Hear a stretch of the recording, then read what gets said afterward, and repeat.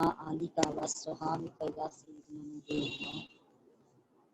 رب اشرح لي صدري ويسر لي أمري واحلل عقدة من لساني يفقهوا قولي واجعل لي وزيرا من أهلي رب زدني علما رب زدني علما رب زدني علما رب يسر ولا تؤسر وتمم بالخير وبك نستعين اللهم أجرني في مصيبتي واخلف لي خيرا منها اللهم صل على سيدنا ومولانا محمد وعلى آلہ وصحبہ وبارک وسلم۔ آپ سب کو جامعہ دفران اسلام کے ترجمہ القرآن کورس میں خوش آمدید ہے۔ اللہ تعالی ہم سب کا مل بیٹھنا، پڑھنا پڑھانا، سننا سنانا اپنی بارگاہ میں قبول و منظور فرمائے، اور یہ کلام عظیم ہمارے لیے نجات اور فلاح کا باعث بن جائے، اللہ تعالیٰ کی رضا کا باعث بن جائے، ہماری بری عادتوں کو اور گناہوں کو چھوڑنے کا باعث بن جائے، اور اللہ تعالیٰ کی خوشنودی حاصل کرنے کا باعث بن جائے۔ یہ کلام عظیم ہمارے لیے شفا کا باعث بن جائے۔ اعوذ باللہ من الشیطان الرجیم، بسم اللہ الرحمن الرحیم۔ ہم نے کل یہ سورت شروع کی تھی اور اس کا ایک پارٹ پڑھ لیا تھا، اور دوسرا حصہ جو ہے وہ تھوڑا سا رہ گیا تھا، اس کو بھی ساتھ میں ٹچ کریں گے۔ اعوذ باللہ من الشیطان الرجیم، بسم اللہ الرحمن الرحیم۔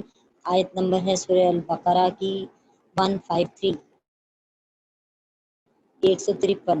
یا ایھا الذین آمنوا استعینوا بالصبر والصلاۃ ان اللہ مع الصابرین۔ اے ایمان والو، صبر اور نماز کے ساتھ مدد چاہو، بے شک اللہ تعالیٰ صبر کرنے والوں کے ساتھ ہے۔ ولا تقولوا، اور نہ تم کہو، لمن یقتل فی سبیل اللہ، ان کے لیے جو اللہ کی راہ میں قتل کیے جاتے ہیں، اموات مردہ، اور جو اللہ کی راہ میں قتل کیے جاتے ہیں ان کو مردہ نہ کہو، بل احیاء ولکن لا تشعرون، بلکہ احیاء وہ زندہ ہیں، ولکن اور لیکن لا تشعرون تم شعور نہیں رکھتے، یا تمہیں اس چیز کا سمجھ نہیں۔ وَلَنَبْلُوَنَّكُمْ بِشَيْءٍ مِّنَ الْخَوْفِ وَالْجُوعِ وَنَقْصٍ مِّنَ الْأَمْوَالِ وَالْأَنفُسِ وَالثَّمَرَاتِ وَبَشِّرِ الصَّابِرِينَ۔ اور لا ضرور، نبلونکم ہم تمہیں آزمائیں گے، بشیء ساتھ کچھ، من الخوف خوف سے، والجوع بھوک سے، ونقص اور نقصان سے، من الاموال مالوں کے نقصان سے، والانفس جانوں کے نقصان سے، والثمرات اور پھلوں کی کمی سے، وبشر اور خوشخبری سنا دیں، الصابرین جو اس آزمائش میں صبر کرنے والے ہیں، ان کو خوشخبری سنا دیجیے۔ الذین اذا اصابتهم مصیبۃ قالوا انا للہ وانا الیہ راجعون۔ اور جب ان سے وہ لوگ کہ جب ان کو کوئی مصیبت پہنچتی ہے تو وہ کہتے ہیں، قالوا انا للہ کہ بے شک ہم اللہ ہی کے لیے ہیں، ہم اللہ ہی کے لیے ہیں، وانا الیہ راجعون اور اسی کی طرف ہم لوٹائے جائیں گے۔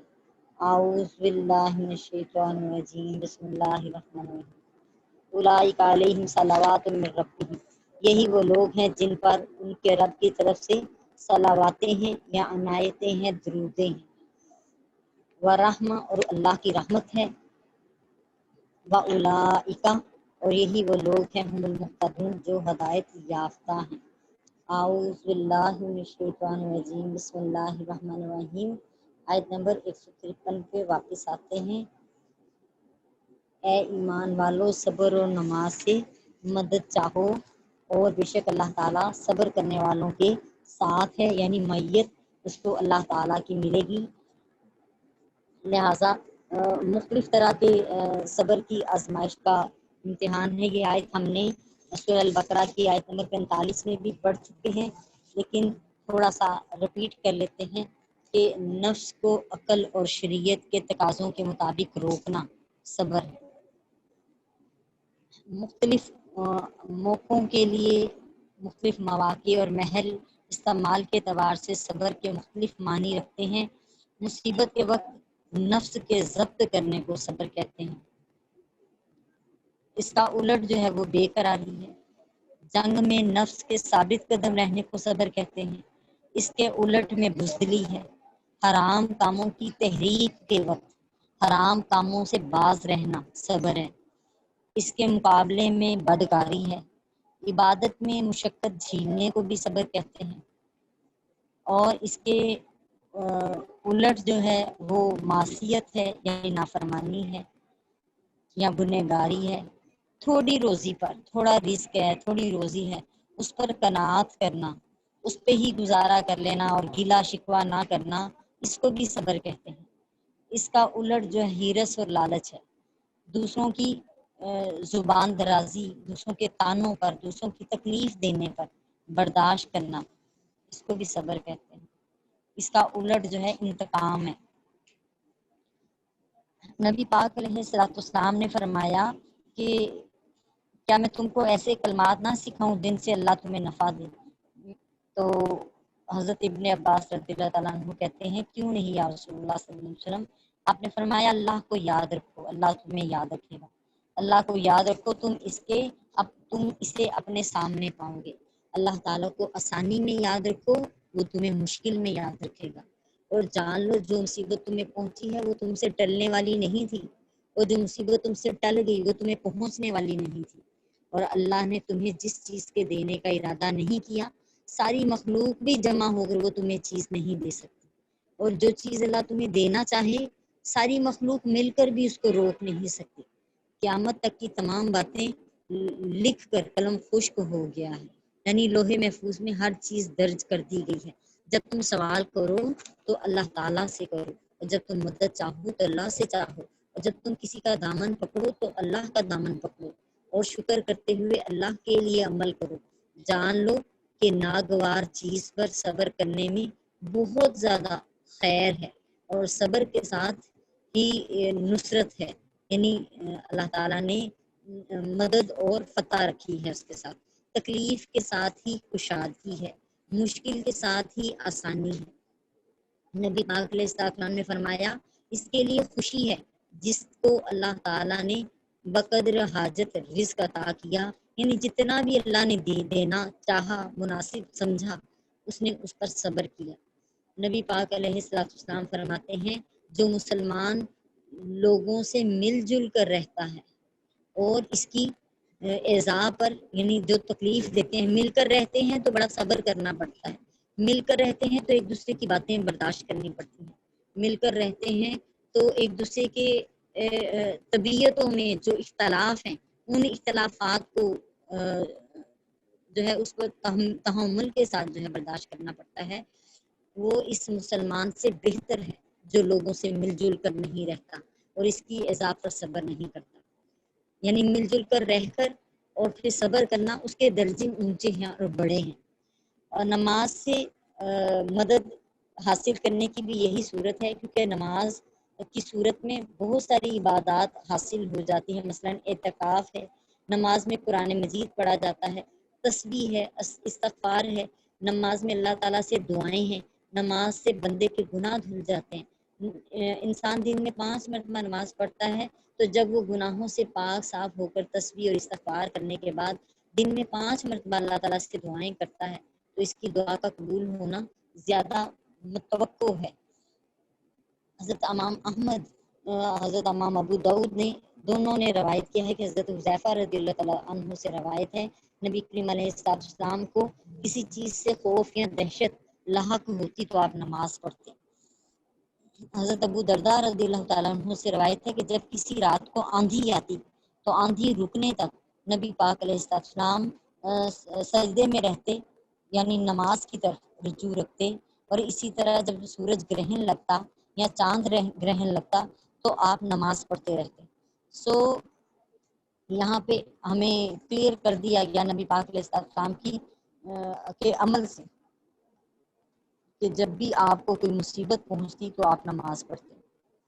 سو اسی حوالے سے کہا جا رہا ہے جو صبر اور نماز سے مدد چاہتا ہے تو اللہ تعالیٰ بھی پھر صبر کرنے والوں کے ساتھ ہے، اللہ کی معیت ہے اس کے ساتھ، مالک اس سے دور نہیں ہے بلکہ اس کو اللہ کی قربت حاصل ہے۔